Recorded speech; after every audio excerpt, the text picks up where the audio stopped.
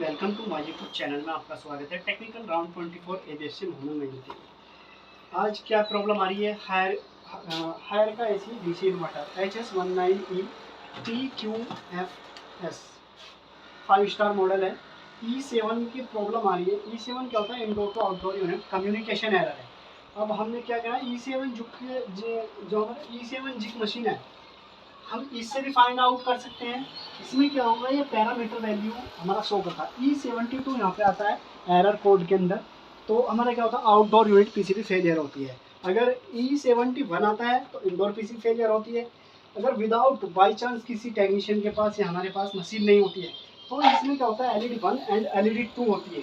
जो E7 या कुछ भी अदर फॉल्ट आता है तो LED ब्लिंक करती है। इसमें LED इसमें क्या था, अब जो इसमें केस निकला है E7 यानी कि indoor to outdoor unit communication fault को ट्रेस कैसे करते हैं? ट्रेस क्या करा हमने, LED 1 LED 2 इसमें कोई ब्लिंक नहीं कर रही, हमेशा के लिए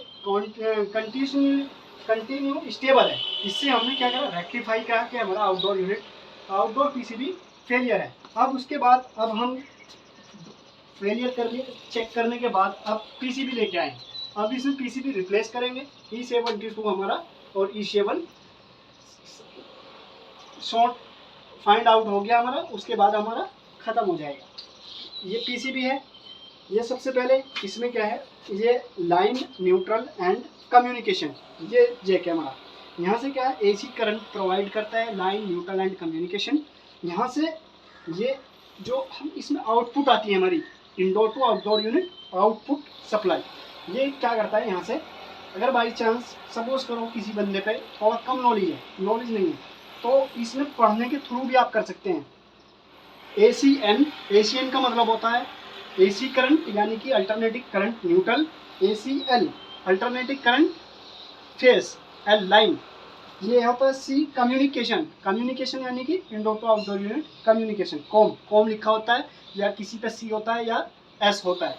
अदर ब्रांड के इश्यू पे C होता है, S होता है, इसमें लिखा हुआ है कम्युनिकेशन।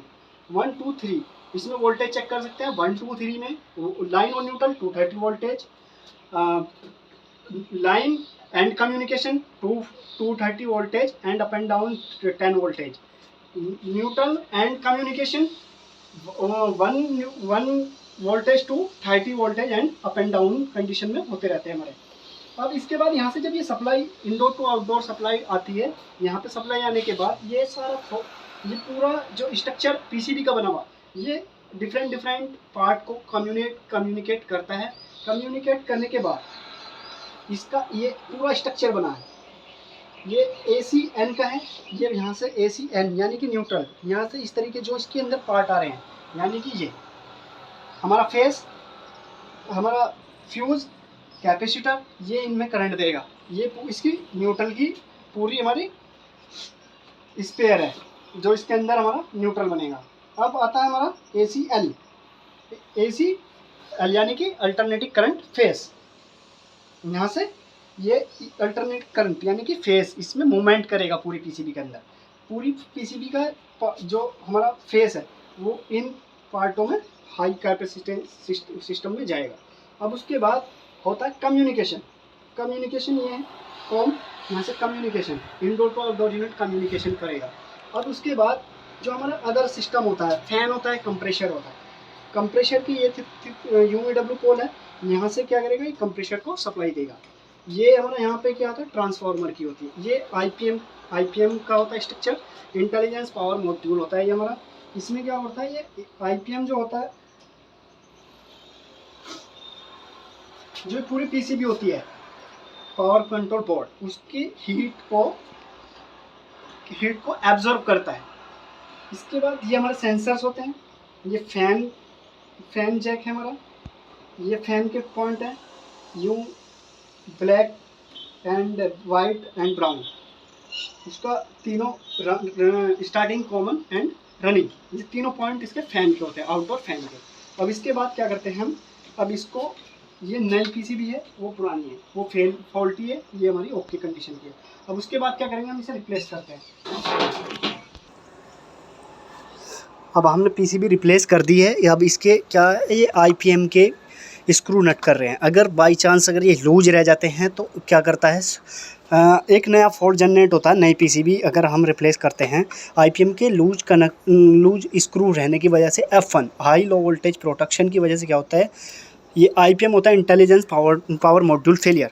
तो ये प्रॉपर अगर कॉन्टैक्ट में नहीं आता है तो हमारा एसी की प्रॉब्लम बनती है F1। कंप्रेशर चलता है हमारा 2 से 3 मिनट की कंडीशन में चलता है, 10 मिनट भी चल सकता है। तो उसमें क्या करोगा, आउटडोर यूनिट हमारा नॉट वर्किंग कंडीशन में जाएगा। अगर न्यू टेक्नीशियन कभी भी इन्वर्टर एसी की पीसीबी अगर चेंज करते हैं, कोई सी भी अदर ब्रांड कोई सा भी हो, अगर आईपीएम के प्रॉपर स्क्रू नट नहीं टाइट नहीं होंगे तो ये वाला केस हर जगह जनरेट होगा। तो प्लीज़ रिक्वेस्ट है सभी टेक्नीशियनों से, तो कोई भी इन्वर्टर पीसीबी चेक करे या कोई रिप्लेस करे तो आईपीएम का सबसे बड़ा रोल होता है इसमें। पीसीबी लूज होने की वजह से F1 शो करता है हायर का एसी, और अदर ब्रांड भी F1 ही करते हैं। आउटडोर यूनिट के जो केस होते हैं हमारे शो जो होते हैं वो F से होते हैं, इंडोर यूनिट का जो होता है वो E से होता है। ये सीधा फंडा है हमारा। अगर E से एरर कोड आएंगे इंडोर यूनिट प्रॉब्लम होती है ज़्यादातर, अगर F से होता है तो आउटडोर यूनिट का केस होता है। अब हम इसके बाद चेक करने वाले हैं। अब E7 वगैरह हमने अभी लगा रखी है, पूरा परफॉर्मेंस चेक करेंगे मशीन का। अब हमारी लगने वाली है, अब हम इसी को ऑन करने वाले हैं बस कुछ चंद मिनटों में। अब हमने इंडोर यूनिट को एसी को ऑन कर दिया है। अब यहाँ पे हमारा क्या है, पावर सप्लाई आने लगी है, शो होगी हमारी इन E7 जिग के अंदर। अब उसके बाद क्या करते हैं, अब ये आफ्टर 3 मिनट के बाद अब आउटडोर यूनिट हमारी वर्किंग कंडीशन में आने वाली है।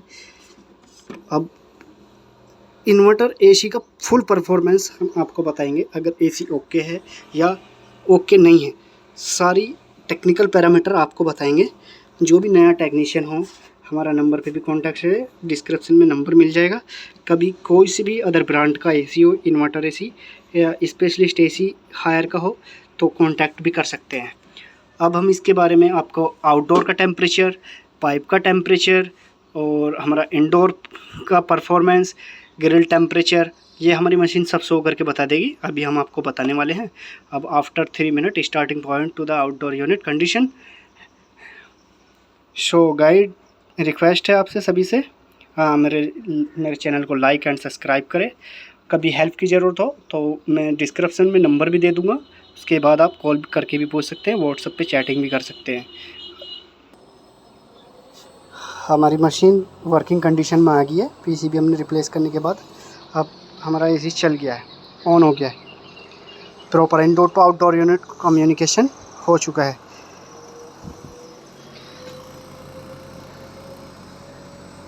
प्रॉपर वर्किंग कंडीशन है। अब आपको हम प्रॉपर स्कैनिंग करके बताएंगे मशीन की कैसे परफॉर्म करता है एसी।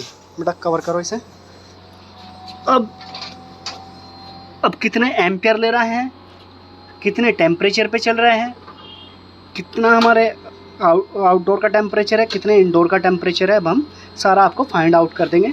ये हमारी मशीन के मॉडल सीरियल नंबर है।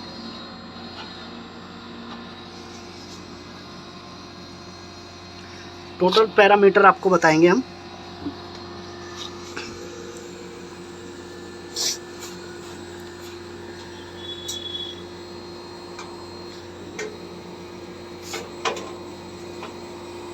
टैट हमारा 4.6 है, टिप्ट हमारा एजेट एम्पियर, हमारा एम्पियर ले रहा 5.5।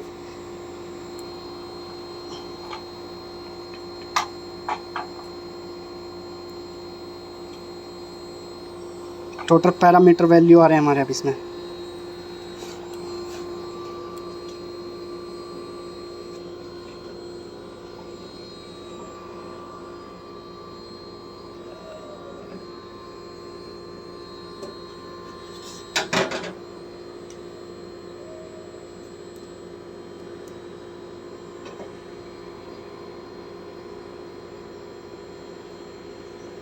टोटल पैरामीटर चेंज हो रहे हैं, फ्रीक्वेंसी चेंज हो रही है। एम्पियर हमारा 5.6 पे आ गया है।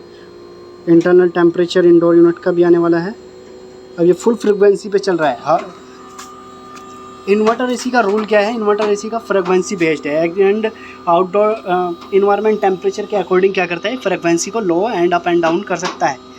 अब स्टार्टिंग में क्या करा है, रूम का टेम्परेचर ज़्यादा है, रूम का टेम्परेचर ज़्यादा होने की वजह से क्या होता है, लो से हाई फ्रीक्वेंसी पे जाता है। जैसे ही हमारा टेम्परेचर स्टेबल हो जाता है उसके बाद फ्रीक्वेंसी इसकी स्टेबल हो जाती है। अभी क्या है, अब हाई स्पीड पे वर्किंग करेगा। जैसे ही कूलिंग मेंटेन होने लगेगी हमारे रूम की, तो ये क्या करेगा, फिर स्टेबल हो जाएगा। अभी लो से हाई एम्पियर की तरफ जाएगा। अब टोटल एम्पियर मैं आपको बता दूं कितने से स्टार्ट हुआ था। फ्रीक्वेंसी 68 पे आ गया, एम्पियर इसके 6.5 पे आ गया। पहले 4.3 थे, 4.5 थे। अब हमारी मशीन ओके हो चुकी है सर। प्लीज़ कभी भी कोई भी रिक्वेस्ट हो आप रिक्वेस्ट कर सकते हैं, कोई भी फॉल्ट आप हमसे पूछ सकते हैं। Thank you. नए अगर चैनल पर नए हो तो लाइक एंड सब्सक्राइब करें। ओके, शुक्रिया।